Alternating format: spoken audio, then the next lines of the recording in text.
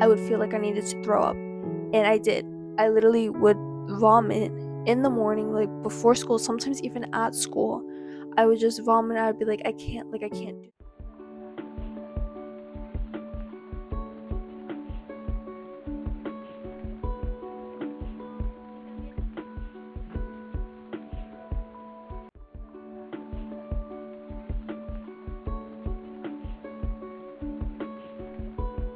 I grew up in a huge school, and I was blessed to have been able to have been a part of this new organization. It helps like younger kids and younger generations throughout the school with mental health and things like that.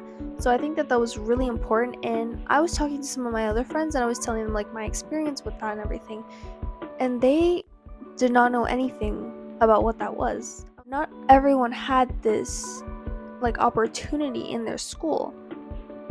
It wasn't like other schools had this either. And for me personally, when I heard that, it was like for real, like that's really sad, especially after the pandemic. Like literally, especially after the pandemic, you are going to tell me that after what these kids and me, because I was through that too, being alone, some kids don't even have parents that they can go to or anything like that, or they don't feel like they can go to anyone, and they're just in their room or wherever, just online, being remote. And then when they come back to school, it's like you can't be normal again, you know what I mean? You just can't.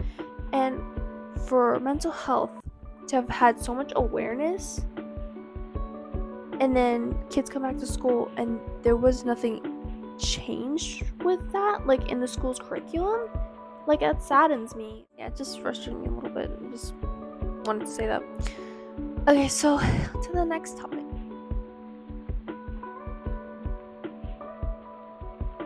Have dealt with anxiety and some depression as well.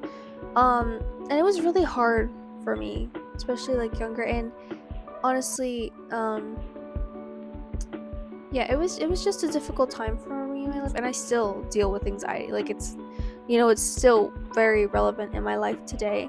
And it's hard because when I have anxiety, my throat, it just gets so dry and it feels like it's tightening, and then my chest will hurt sometimes, and I feel like nauseous, like I don't even want to eat or anything like that. And when I was younger, like in my elementary to middle school time, I would just have the most terrible anxiety. Like it got to the point where I didn't even want to go to school, because if I went to school, I would be so scared, and I couldn't get up, because when I got up, I would feel like I needed to throw up. And I did. I literally would vomit in the morning, like before school, sometimes even at school. I would just vomit. I would be like, I can't do this. And at the time, it's difficult when you're surrounded by people that you kind of think like they are setting an example for you. Your family and your parents, they're setting an example of what's normal, what's supposed to be, like what you're supposed to do, kind of the rules, like manners, like all that. And when you see an example of that, and you take that and you're like, okay, this is normal, like my parents are supposed, like their relationship is normal, like things, and then you grow up and you realize what I had experienced was not normal. Like that's not how things were supposed to go.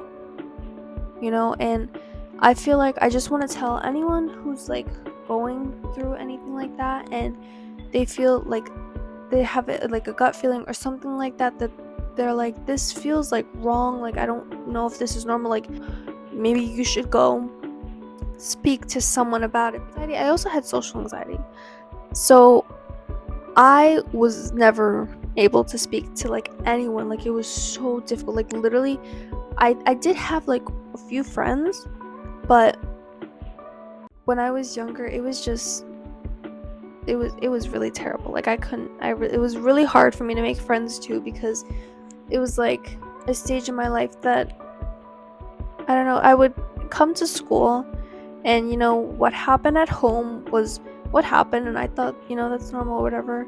But I would come to school and just, I'd have to kind of shove those emotions that I had felt from what happened at home or whatever. I shoved them down, and when I would talk to people, it's like it was so even when I got called on, or if I didn't raise my hand but I knew, especially my Spanish teachers. I don't know why. Okay, I just want to say this. I don't know why, but my Spanish teachers, every single one of them, always were. I mean, maybe I had one, but like they were always like very loud, and like even if you did not have your hand up, you were done. Like and those were like the most anxiety inducing classes. Like even though I can understand Spanish pretty well, like it was like no, because when I had anxiety, everything in my brain is gone. But at that point, no, like blank slate, And so that definitely affected my school life a lot, my social life a lot, and everything for many, many years.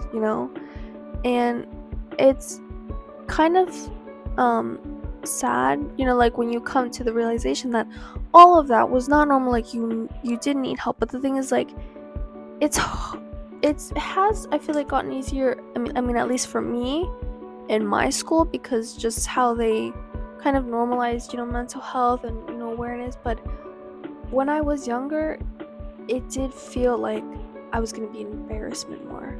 Like it was so hard to tell my mom, like, and I am so blessed that the school taught us this, like with everything about that. But yeah.